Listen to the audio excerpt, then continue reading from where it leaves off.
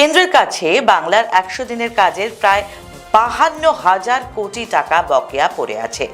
এর মধ্যে সংসদে প্রস্তাবিত বিলে কাজের মেয়াদ ১০০ দিন থেকে বাড়িয়ে ১২৫ দিন করার কথা বলা হলেও এখনো কেন্দ্রের তরফে বাংলার বকেয়া টাকা মেটানোর কোনো তাগিদ দেখা যাচ্ছে না।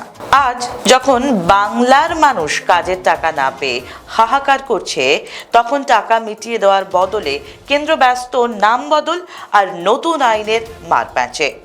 নতুন বিলে বলা হচ্ছে খরচের অনুপাতেও বদল আসবে। ৬০% দেবে কেন্দ্র আর ৪০% দিতে হবে রাজ্যকে। শুধু তাই নয়, রাজ্যের কোথায় কাজ হবে সেটাও নাকি এবার ঠিক করে দেবে দিল্লি। অর্থাৎ টাকা দেব না, কিন্তু ছড়ি ঘোরাবো।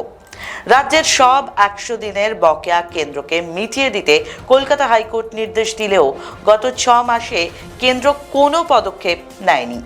এমনকি লাগাতার অ্যাকশন টেকেন রিপোর্ট চেয়ে ঝুলিয়ে রেখেছে কেন্দ্র। এটা কি শুধুই প্রশাসনিক দীর্ঘসূত্রিতা, নাকি রাজনৈতিক প্রতিহিংসা? বিরোধী সাংসদদের গলায় শোনা যাচ্ছে ক্ষোভের সুর। তাদের স্পষ্ট প্রশ্ন, বিজেপি বাংলায় নির্বাচনে জিততে পারেনি বলেই কি এই প্রতিশোধ?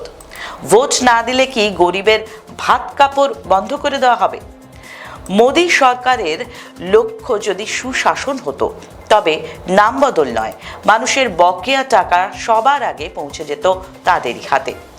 ইতিহাস সাক্ষী থাকবে, যখন মানুষ রুটি রুজির জন্য লড়াই করছিল, তখন সরকার ব্যস্ত ছিল নাম পরিবর্তনের খেলায়।